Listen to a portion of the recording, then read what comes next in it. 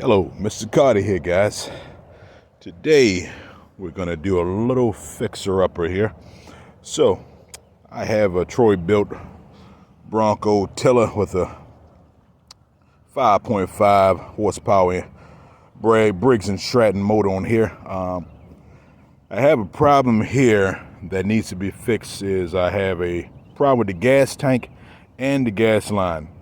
Motor will run, but you put gas in here, for within 5 minutes, your gas is pretty much gone. It's all drained out, and it looks like it's just a minor leak, but before you know it, it's out fast, and time you run it, you're just wasting gas. So I believe the problem, troubleshooting, reading manuals and things like that, watching other YouTube videos and things of that are learning. This is not something I just work on a regular basis. This is normally for what you would call a small engine repair mechanic. So I try to tinker with those things as lawnmowers, zero turnarounds, and golf carts, things like that. You're just reading and you're learning. So today I'm going to try to replace this tank here, and I have a line that's leaking that's coming from right around here, and it's leaking over here. So I'm going to try to repair all of that and see what happens. Hopefully we can fix the leak. So as you can see, I got a tank, I got a line. I also bought a whole carburetor set, filter, and some other lines as well, just in case there's something that I might need down the line. I don't think I need to replace the carburetor right now. I usually try to run non-ethanol gas through any of my small engines, as far as lawnmowers, weed whacker, things like that. They don't need a mixture oil. If it's just taking straight gas fuel, then I usually try to use a marine fuel, which is non-ethanol.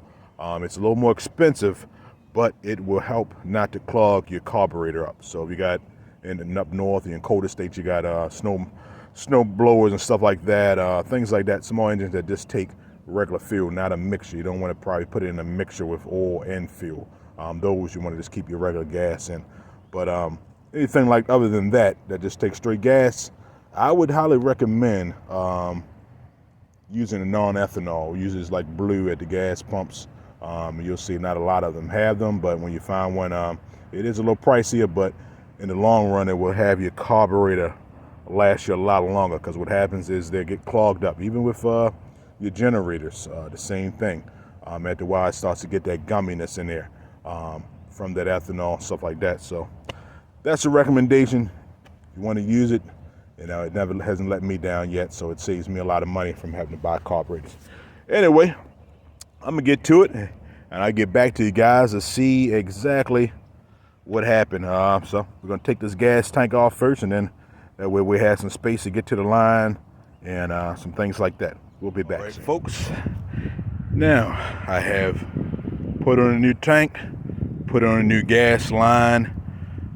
Had to take off some things back because this hose right here was the last one didn't actually come through this hole here, and it would not go back on. This plate right here would not come back on where your throttle was at there. So had to run that back through again and tie that back in. I don't have the same clamps. I can use the clamps that they're giving me with that should hold too, but I filled it with gas with fuel in there, so she's filled up. And actually this tank is better because it actually has a built-in filter system inside of this tank, so it actually probably a better tank.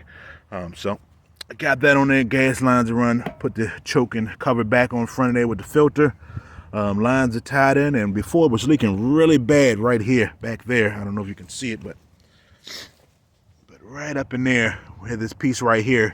Normally you could put a shut-off valve in there, but the piece I had right here, as you can see, they sent me this one in the package, but this is really like a shut-off valve for your fuel.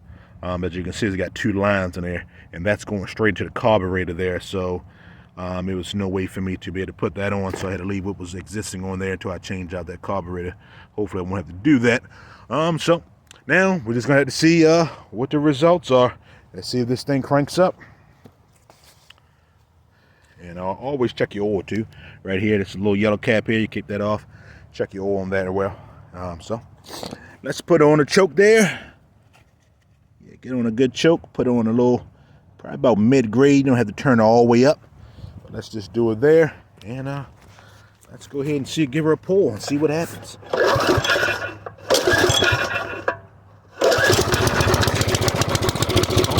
good, baby. Sounds like we're in business. Let's turn her up a little bit. Oh yeah. I like the sound of that. Turn that baby on run.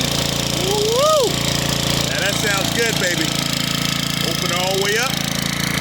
She's running good. And we don't have any leaks. Look at that. That's what I'm talking about, folks. That's all you gotta do. You too can fix whatever you put your mind to. Read about it, learn about it, study it, and you too can fix it.